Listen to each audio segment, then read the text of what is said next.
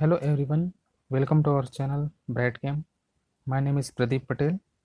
आज का हमारा टॉपिक है इलेक्ट्रोमैग्नेटिक स्पेक्ट्रम। जब हम किसी प्रकाश या सूरज की प्रकाश को प्रिज्म में से गुजारते हैं तो वह अलग अलग 7 रंगों में विभक्त हो जाता है। इस प्रकार के रंगों को जो कि प्रकाश के स्प्लिट या विभाजन से प्राप्त होता है क्या कहलाता है?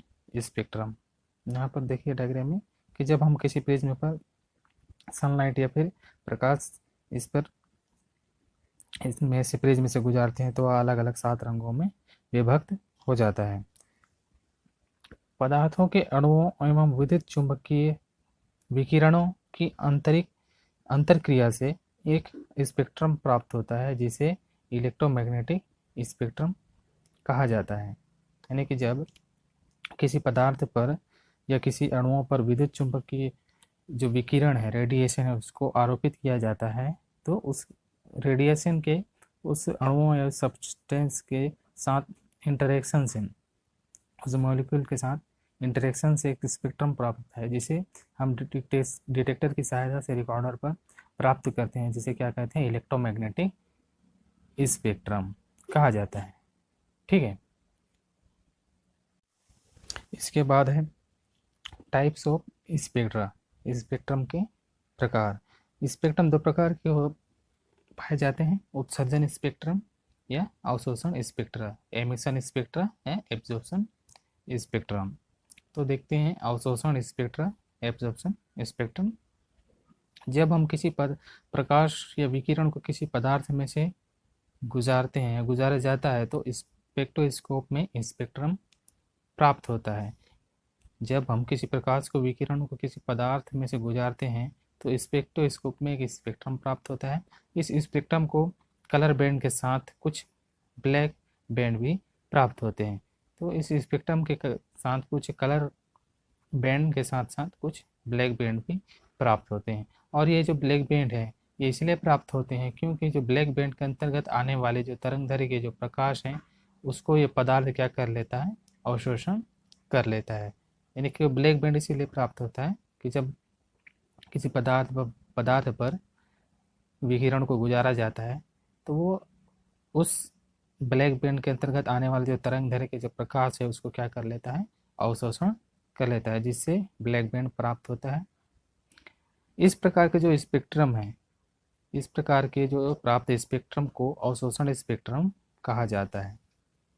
ठीक है, जब हम किसी सब्सटेंस पर रेडिएशन डालते हैं या मॉलिक्यूल पर तो वह उस तरंगदैर्घ्य के प्रकाश को क्या कर लेता है? अवशोषण कर देता है, जिससे हमें डिटेक्टर पर क्या प्राप्त होता है? एब्जॉर्प्शन स्पेक्ट्रम या अवशोषण स्पेक्ट्रम प्राप्त होता है। दूसरा है उत्सर्जन स्पेक्ट्रा या एमिशन स्पेक्ट्रा। जब किसी पदार्थ को ऊष्मा दी जाती है तो उसके मॉलिक्यूल उत्तेजित हो जाते हैं। यानी कि जब किसी पदार्थ को ऊष्मा दी जाती है तो उसके पदार्थ क्या हो जाते हैं? मॉलिक्यूल उत्तेजित हो जाते हैं। ये मॉलिक्यूल अपनी मूल अवस्था में वापस लौटते हैं तो ये विकिरणों को उत्सर्जित करते हैं। जब किसी पदार्थ को ऊष्मा दी जाती है तो वह मॉलिक्यूल उत्तेजित अवस्था में चले जाता है। जब उत्तेजित अवस्था से सामान्य या मूल अवस्था में जब वह मॉलिक्यूल वापस आता है तो लौटते समय जो अवशोषित ऊष्मा है उसको विकिरण के रूप में क्या करता है?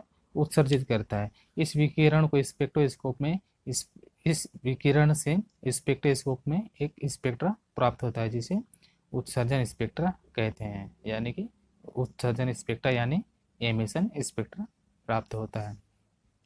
जब किसी पदार्थ को हीट दी जाती है तो वो उत्तेजित हो जाता है। उत्तेजित होने के पश्चात फिर जब वो मूल अवस्था में लौटता है तो हमें डिटेक्टर पर क्या प्राप्त होता है? एमिशन स्पेक्ट्रा प्राप्त होता है। इसके बाद आता है कि जो स्पेक्ट्रम है उसमें इलेक्ट्रोमैग्नेटिक रेडिएशन के कितने प्रकार के स्पेक्ट्रम पाए जाते हैं, इसको देखते हैं। जो विभिन्न प्रकार के जो विद्युत चुंबकीय जो तरंग या फिर रेडिएशन है उनके बढ़ते हुए जो तरंगे दैर्घ्य या घटते हुए आवृत्ति के क्रम में हमें एक स्पेक्ट्रम प्राप्त होता है। ये स्पेक्ट्रम विभिन्न प्रकार के होते हैं तथा इनकी ऊर्जा भी भिन्न भिन्न होती है, जिसको हम इस डायग्राम में देखेंगे। ठीक है, जो इलेक्ट्रोमैग्नेटिक रेडिएशन है वो विभिन्न प्रकार के स्पेक्ट्रम उनमें पाए जाते हैं और ये बहुत इम्पोर्टेंट है। और ये जो विभिन्न प्रकार के जो रेडिएशन है या स्पेक्ट्रम है ये बढ़ते हुए तरंगदैर्घ्य एवं घटते हुए आवृत्ति के क्रम में पाए जाते हैं।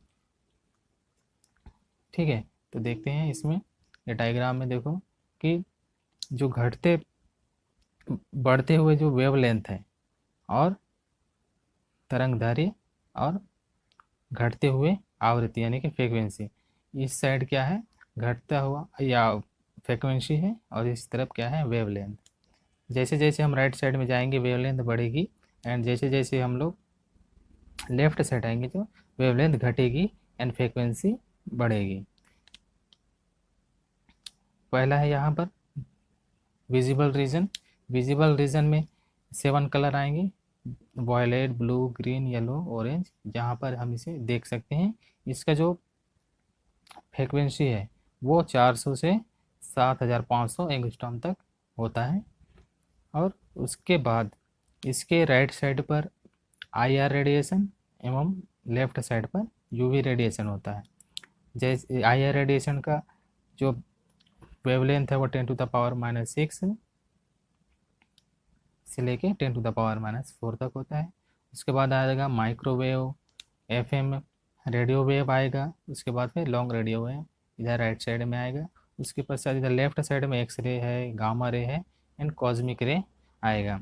ठीक है, जैसे जैसे हम राइट साइड में जाएंगे वैसे वैसे वेवलेंथ बढ़ेगी एंड फ्रीक्वेंसी घटते जाएगी।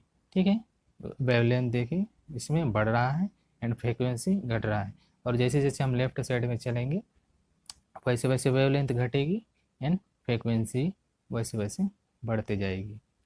ठीक है, कॉस्मिक रे का जो वेवलेंथ है वह सबसे कम होता है लेकिन उसका फ्रीक्वेंसी सबसे अधिक होता है, और जो रेडियो वेव है उसका फ्रीक्वेंसी सबसे कम होता है एंड वेवलेंथ क्या होता है, सबसे अधिक होता है। तो ये थी इलेक्ट्रोमैग्नेटिक स्पेक्ट्रम या फिर electromagnetic radiation. Thanks for watching this channel. Please subscribe, like, share and comment.